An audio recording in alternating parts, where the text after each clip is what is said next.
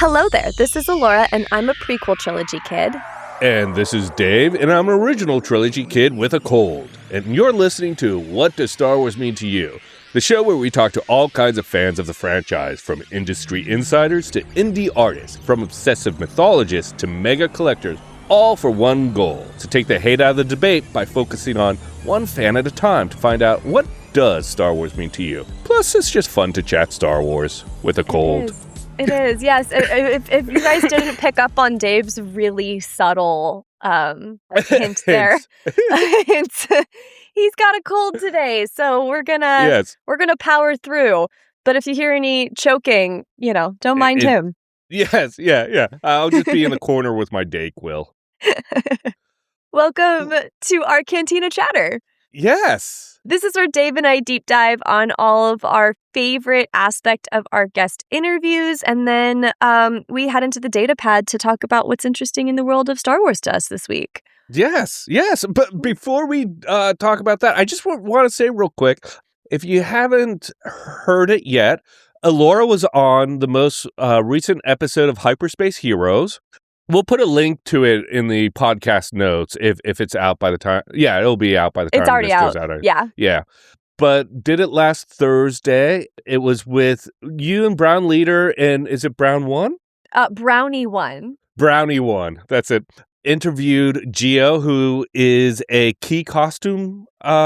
She's a key costume designer for a lot of film and television, but she's done a lot of Star Wars, Mandalorian, Ahsoka, and she just had the most wonderful little nuggets, and I think it's one of my favorite chats of the year, and I highly recommend everybody go over and not only support the Brown Squadron, but definitely listen to Gio's episode. She is infectious in the best way. Yes, it was a spectacular interview. Let's talk about who we talked to last week, which was Luke Winchester, who's a stage host and content creator and entertainment journalist. He's worked with brands on content for Skeleton Crew, Monarch, Nintendo, and more. And he's a stage host for comic conventions, which means he's kind of like the guy up on stage with the talent, doing the interviews, moderating, hosting the show. And he was a really kind of fascinating guy. Yeah. He actually, that interview did come up on the Hyperspace Heroes podcast because Aaron was saying how funny it was to hear podcasters, as a podcaster, interview podcasters about their podcast. Yes. And just kind of the multi-layer of that.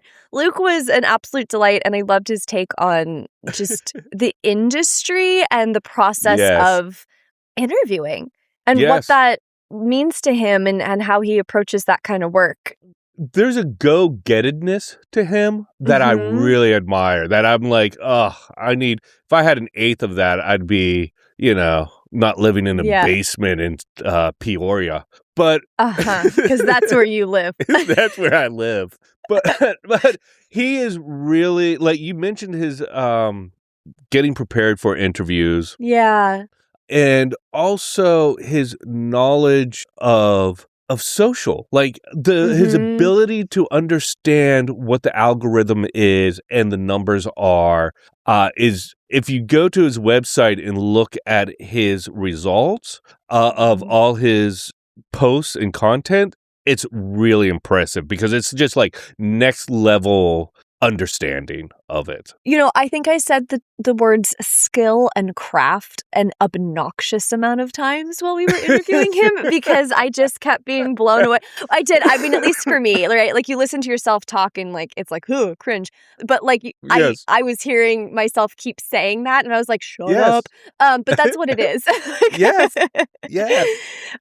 And the connection that he makes with his interviewees was also very prevalent in that conversation.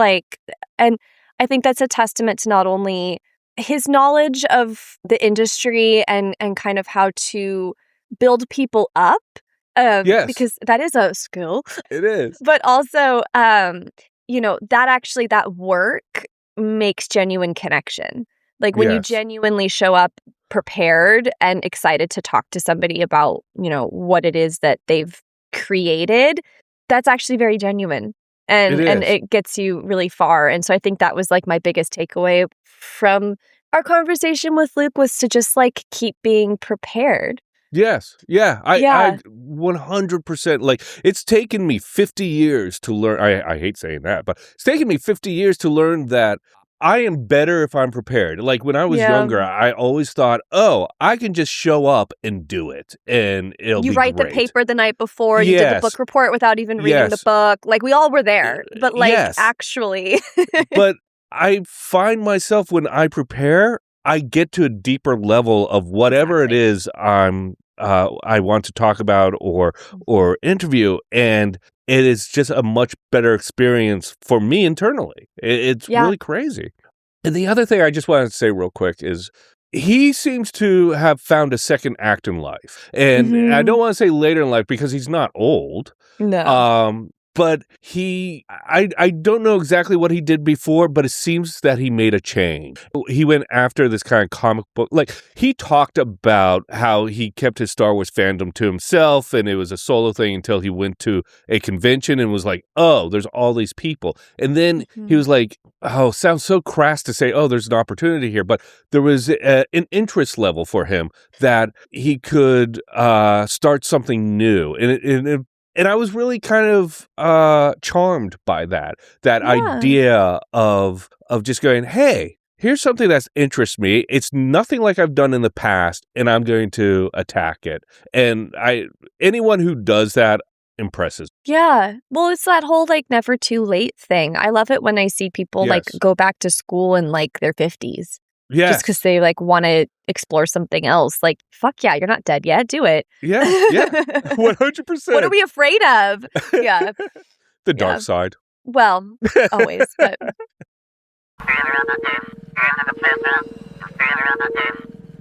so last week, I love it. I start every so yeah. We asked Taylor a question. We asked a lot of our guests. What is an interaction you've had with either talent or fandom that's changed your mind about something within Star Wars? Like, did you have a hot take that you're like, oh wait, that's changed since my hot taking? Oh, Dayquil, I love you. We felt. I can take it from here if you want. Yeah. You want to cough it out? Yeah. So, exactly. See, so. And we felt that it was only fair to put ourselves in that hot seat and to reflect on our now combined 4 seasons of guest interviews, and where have we had our minds either changed or more like significantly influenced, I would say. Because I don't know if our minds have totally changed on everything that we're going to bring to the episode today. Yeah. Yes, absolutely. I always think, one of the things thinking about this topic is I always like now, like not back then, now. I like it when Star Wars challenges me a little bit, throws me a curveball that I'm like, that doesn't make sense to me. And then I, over time, and this is one thing I've found about myself, is the first time I see something, I need to watch it to get out of my own expectations. And then the second time I see something is usually when I'm like, okay, I'm getting what you're laying down. Yeah. One of my first ones is a guest from season 1 before you joined was Camilla. She is a writer in Hollywood and a huge Star Wars fan, prequel trilogy kid. And she went on and on about Attack of the Clones, a movie that is traditionally the bottom of everyone's list. Yes. And you have the poster right behind you, always reminding you that Attack of the Clones is there. And what she said about it made me like totally flipped me right in the moment, which is a interesting thing for me. She said, it has everything: romance, action, mystery, intrigue, politics. And I was like, that is so true. It does. It's just so pulpy. And I think in that way, it's the best representation of the serials that Star Wars came from in the first place, the 1940s serials. And so as soon as she said that, it clicked with me. I was like, you're right. It does. It's just a lot of fun. It's camp. It's camp, yeah. And a lot of people hate it. And I get it. I understand some of the dialogue is delivered chunkily. Some of it's not written. Delusional. I get it.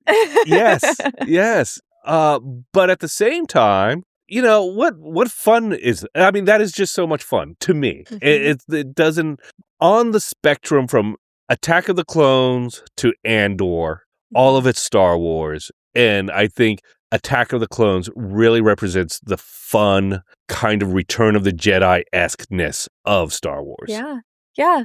It was also, I feel like, what the prequel trilogy did, and I don't know if we did this so much in The Phantom Menace, but like it really like expanded the Star Wars universe. Like you saw so much more of it. You saw other planets, you saw other creatures, other cultures through the wardrobe. Like it just took everything before and it just blew it up in this really colorful way. That I think was actually necessary to kind of balance out how dark and political the movie actually is at its core.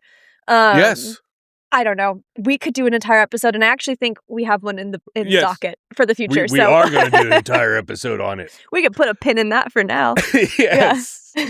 So stay tuned for more Attack of the Clones greatness. What about you? What was your first opinion hot take that flipped for you? First one that came to mind, I feel like there's a lot, and it's one of those things where it's like, I'm going to wake up at 2 a.m. and be like, oh, I could have also talked about, Yes. So, The Acolyte.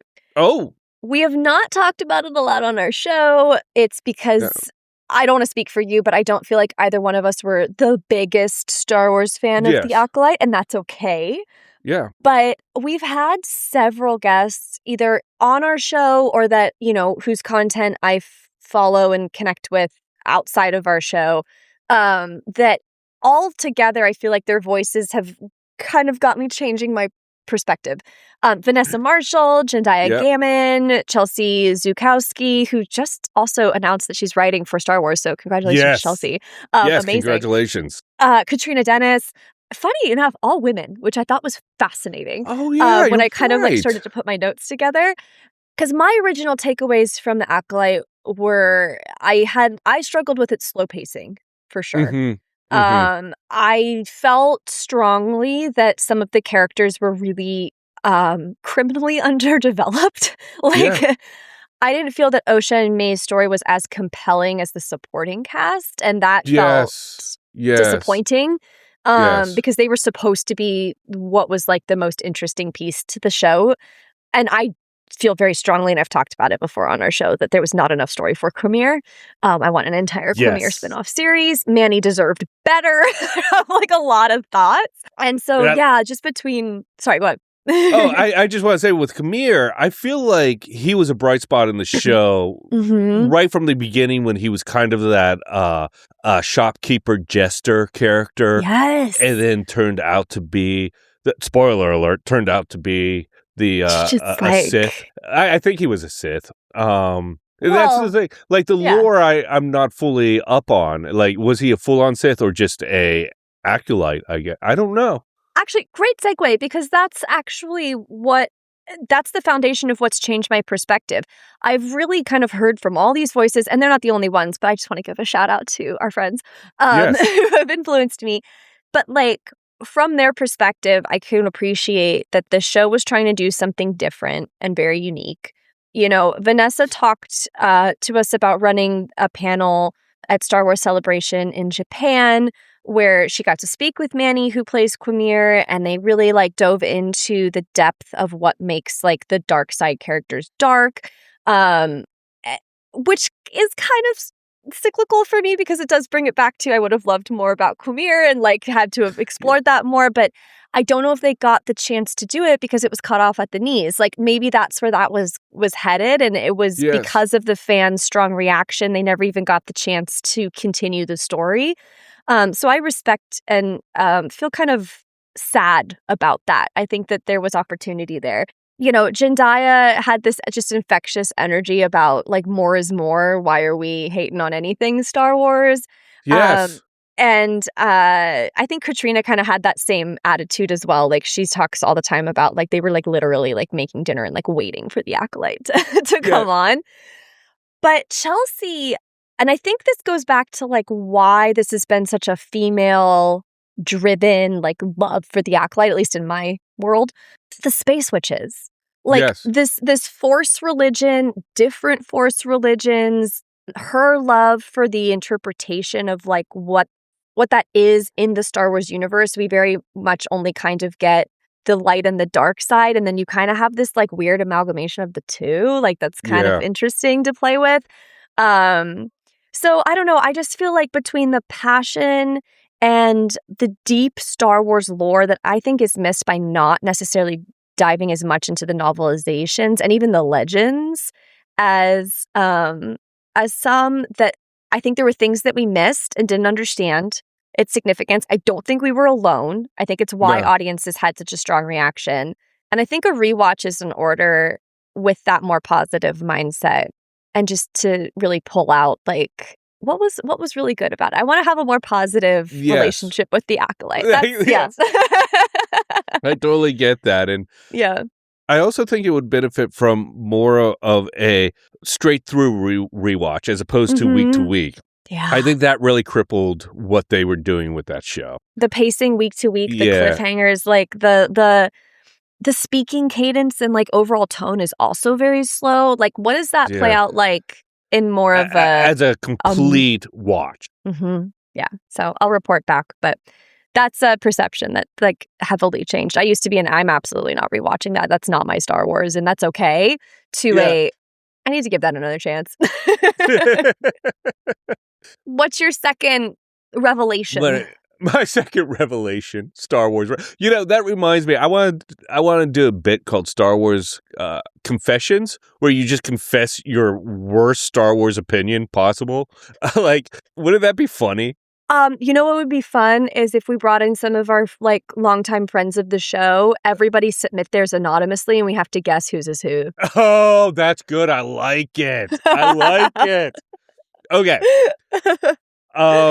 So my second my second mind change is Revenge of the Sith. And this echoes what Luke was talking about. He talked about how Revenge of the Sith was never his favorite. And then when he saw it in theaters on a re-release, I believe, he really was like, wow, this is, like, it didn't rocket to the top of his list, but he was like, oh, I was kind of wrong on this. And for me, I saw it in the theaters once, and then did not see it, I think, for 7 years until it came out on Blu-ray. And then I was having a really bad night, and my friend Johnny John was over, and he was like, do you have Revenge of the Sith on Blu-ray? Let's watch it. That opening scene is amazing. And I was like, okay, sure, whatever.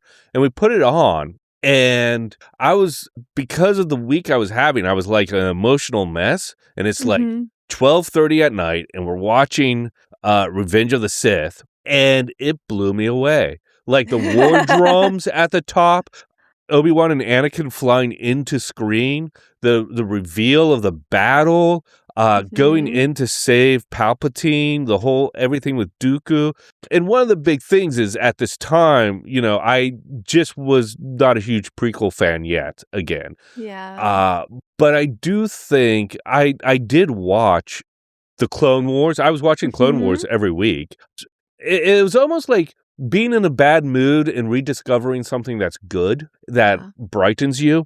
And that's what Revenge of the Sith did on that particular day. And I just thought it was, it felt so good to kind of, like, it was almost like watching it for the first time again, that feeling of seeing this stuff, and you know it, but you don't remember the details. And that was spectacular. You know what else I love about that? I love that it's you and a friend putting in a movie, like, because, like, that's how we all kind of fell in love with Star Wars, was, like, watching it with our friends in the basement where our parents shoved the TV and was like, get out of our hair. Like, there's something about that that's very, like, full circle and kind of lovely. It's almost sleepover-esque. Yeah, it is. It's very sweet. Yeah. Yeah. How about you? What's your next one? This is for my husband who is gonna laugh his ass off. So one of our like kind of little love jabs at one another often is that like I'm not a very like metaphysical person is how he would describe it. Like I'm not a deeply religious person in any kind of regard. I don't tend to talk in those prose. Yeah.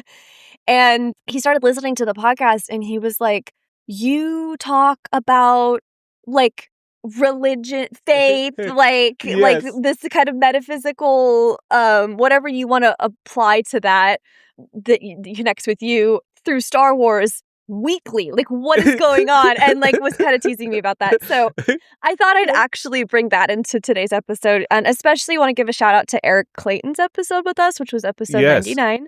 And he wrote a great book called My Life with the Jedi.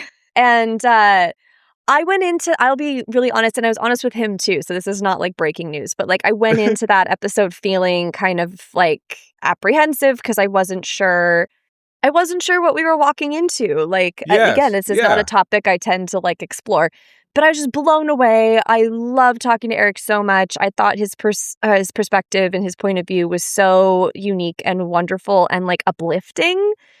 I wanted to pull out like a couple things that I got from that conversation that have kind of carried into like how I view Star Wars now, and I think how I also approach a lot of our guest interviews, because we've learned when you're talking about Star Wars, you're really talking about life, and if you're talking about life, you're talking about these things, which is like the Star Wars characters often succeed not because they have like total knowledge of how to solve a problem or the whole situation, but because they choose to trust and hope and in the Force, and then like in one another too when like they have like the most uncertainty. So that's kind of undeniable and hard to ignore. It is. Yeah. And then like our heroes and our villains, I think to an extent, I feel like we've gotten like deeper into the lore of like our Star Wars villains too, experience fear and failure, and they often have a crisis in their belief in the Force. But like doubt doesn't actually negate your fate. Like sometimes it can actually like strengthen it. Yeah. And that hope, like hope in essence is faith. Like rebellions are built on hope, like all of that, right? Like those are conscious choices that the characters and that we make in life that can inspire others and can sometimes be a catalyst for change. I love this for a couple of reasons. One, first of all, Eric Clayton was so great to talk to. He's a Jesuit Catholic, and he writes from that perspective, has a strong faith in it.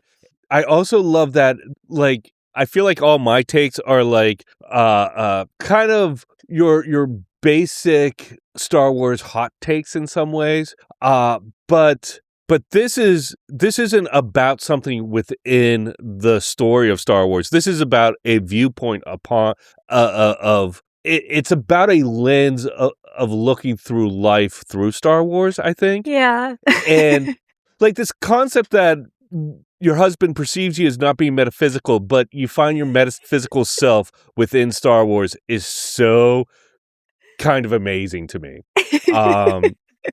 And like you said, it's not that it's, I believe the Force is real. It's what that represents and what that means and how that affects hope and faith and how those are choices. I think that's very beautiful. Well, thanks. It's kind of it's how you carry yourself day to day, I think, in essence. Yeah. Like it doesn't have to, you don't have to attribute it to any one thing. And I think that anybody that's feeling very secure in their religion gets that.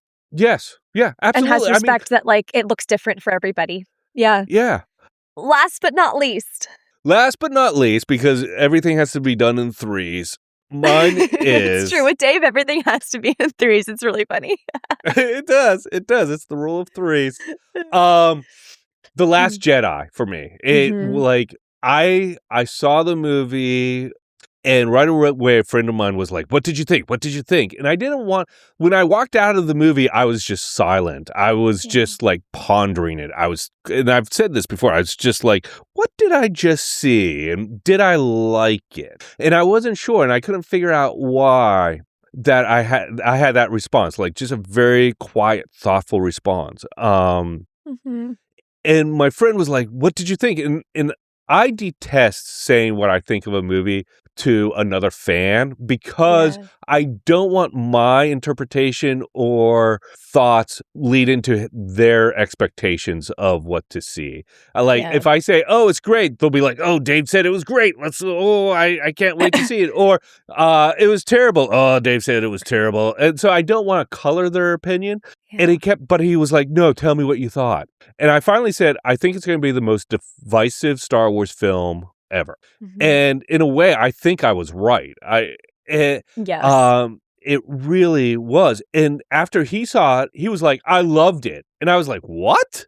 He's like, "No, I thought it was great. It was like the best." And I could not, it took me a year to kind of come around to what he was seeing.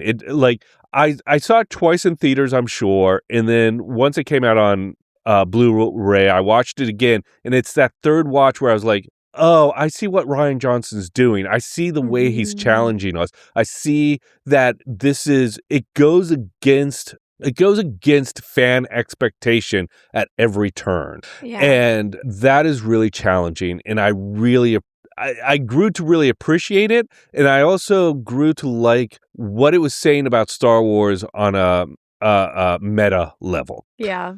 Another opinion, Paul Scheer, who is a comedian, director, author, he said in a podcast one time that one of the things that threw him was the humor at the beginning, Hux and Poe. I'm waiting on the line for Hux. Is this Hux? Is this, that interplay, which to me always felt like very much like Marvel humor. That was the one thing I could put my finger on as like what I didn't like was I don't want Marvel humor in my Star Wars. I love Marvel humor in Marvel, but in Star Wars, it's off-putting. And to have that as like at the top of your film, like out of the gate, hey, here's something that's really kind of out of place, kind of skews your audience to start looking at everything in that lens, through that light. And so I still think that humor was not right for the movie. Yeah. But and I think that skews my opinion of the movie after that. But now that I'm able to watch it a few times and see it, I've come to terms like, oh, you know what? That part still doesn't work, but that's not what the whole movie is. Yeah. So, and I know your Last Jedi is on your list too. Yeah, so let's dive into that because I think mine's the inverse of what you just said. To an extent. I still love that movie. No, I still love that movie. I will say this. I was your friend. I walked out of that and I was like, incredible, no notes, just like blindly loving it. And I felt that way for a really long time. And it's actually been in the process of joining this show and chatting with so many fans and creators of the Star Wars franchise that I was like, okay, you can think about this media more critically. Yes. Like, you're allowed to love it and have it be one of your go-tos and also recognize where it fails. Yes. And that's been a big thing is like, I think I tend to be a more black and white person, and this is like the shades of gray that I don't live in very comfortably. So I was obsessed from the first watch. I still think it's a great movie. It has some of my very favorite shots, cinematography-wise, of any Star Wars movie ever, I will say very confidently.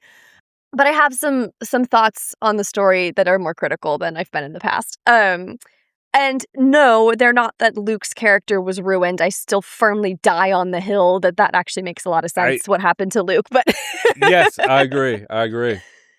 What didn't work for me?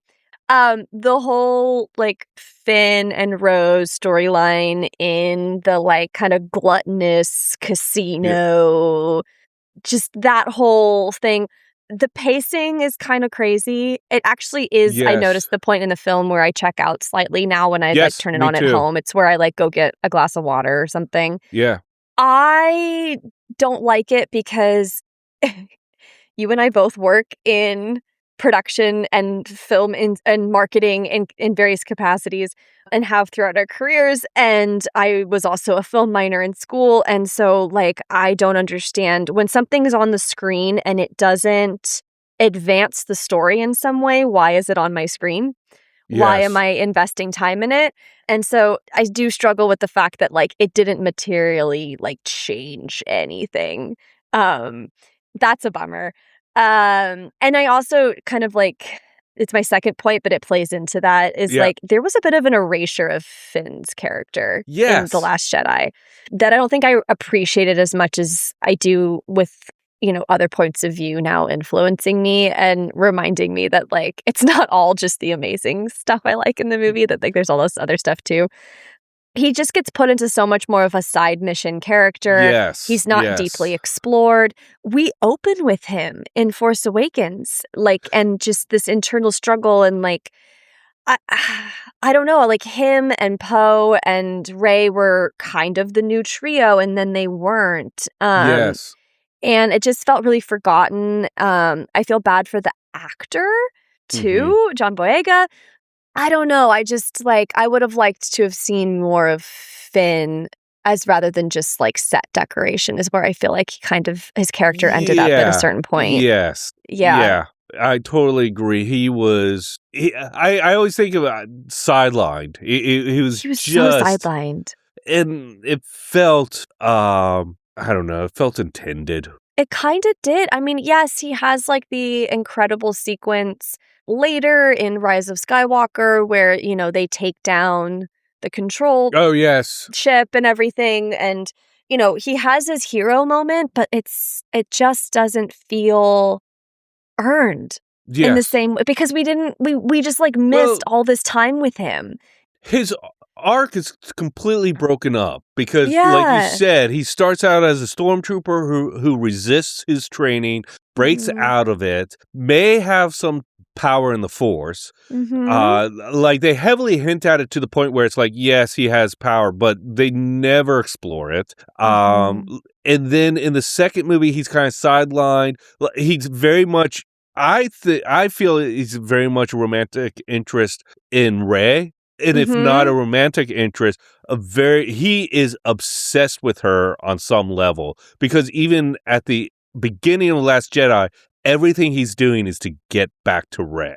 Yes. And, but they put him on this sideline, like this side quest. Yeah. And it breaks up his, like, wanting to get to Rey. And then in the third movie, his arc is broken up in the sense that he's like, Rey, I have something to tell you. Yeah. And then they never say it. They never say it. I mean, he doesn't get implied, to say what it is. Yeah. But it's just a lot of dropped balls with his. And I feel like they tried to make, like, a Finn and Rose thing happen because they realized they wanted to explore the Kylo thing a bit more. Like, I don't know. Yeah. And there's another character that I will actually say was significantly sidelined. Like, Rose had a lot going on, especially she had so much depth and so much potential, and then we don't hardly even see her in Rise of Skywalker. Yeah. She's just like a background planet character. It's bizarre. Like, what happened there? So those are my critiques. Also, I will go onto the bandwagon, and I think this contradicts how I've felt about it in the past, but Leia's force flight scene is awkward and supernatural. It doesn't make any sense. The Mary Poppins scene. Yes. So there you go. There's a negative. You know what? It's so funny. I don't disagree with any of these negatives. Like, I wouldn't argue any of this. And yet somehow I land on the side that Last Jedi is still really good. I literally watched it last weekend. Like, I still go to it. Because I also, despite all of the flaws in story and in kind of like the expedition of a lot of the characters that we're introduced to so strongly, I think, in Force Awakens, I feel like that was a really solid movie. I really like, and I know this is a hot take, Rey and Kylo's dyad storyline. I think it's really fascinating. I think it's a really cool take on I don't want to say like love stories in Star Wars because I don't think it's that, but just like the faith in the good. It's very parallel to Padme and Anakin, but like so much more so because Ben's already gone to the dark side and she's trying to bring him back and succeeds at doing that. I don't know. I liked it. That's where I'm at. Yeah, I totally agree with that. Yeah. Totally agree. And I think one of the things, I don't know how to phrase it. One of the things about fandom, I don't think any opinion needs to be absolute, that it can always change. And I think that's okay. That when you're a fan of something, you don't always have to love everything it does. And at the same time, you don't have to, it's fair to critique it and still love it. And Disney, I am still mad at whoever was in that boardroom that said no to the Ben Skywalker Kylo Ren movie. Yeah. Fuck you.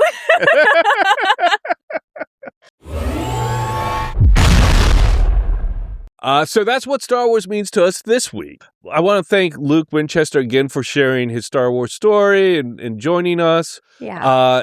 What did you think of our change of opinion ones? What's your change of opinion on Star Wars? Who changed your opinion on Star Wars? Let us know at Star Wars Mean to You. That's at Star Wars Mean, the number 2 and the letter U. But don't tell us if you think we're wrong. We can't handle it. No, I'm kidding. Yeah. I don't have that amount of Dayquil. And then next week, we have a influencer, podcaster, Darth Choco, who is so much fun. And can't wait to share that with you. Oh, yeah. He's the best. I can't wait for you guys to hear this conversation. And also go subscribe to him like right now before you even have, because his content is really fun. Yes, it's really fun. So until then, may the Force be with you. And with you.